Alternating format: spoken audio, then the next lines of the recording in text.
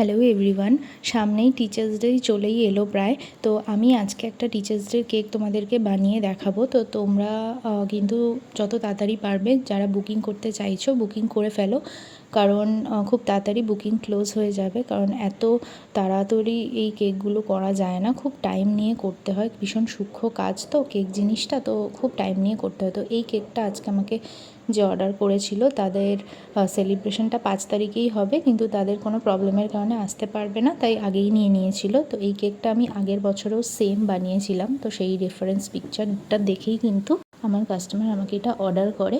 আর এটা একটা pink yellow টোনের মধ্যে দুটো কালার মার্জ করে দেওয়া, তারপরে সাইড দিয়ে একটু গাছের ডালপালার মতো, তারপরে কিছু হোয়াইট ফ্লাওয়ার্স এঁকে দিয়েছি। এই হোয়াইট ফ্লাওয়ারের টিউটোরিয়াল যদি তোমরা চাও আমি অবশ্যই দিয়ে দেবো।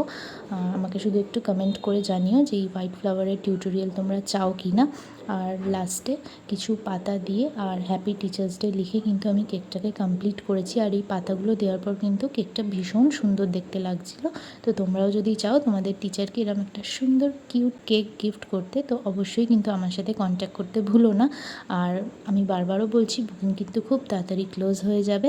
আর এই কেকটা যে নিয়েছিল সেই মেয়েটা এত সুইট ছিল, সে যখন আমার কাছে এই কেকটা নিতে এসেছিলো আমার জন্য দুটো চকলেট এনেছিল। মানে সত্যি কথা বলতে এই পাওয়াগুলো ভীষণ দামি আমার কাছে।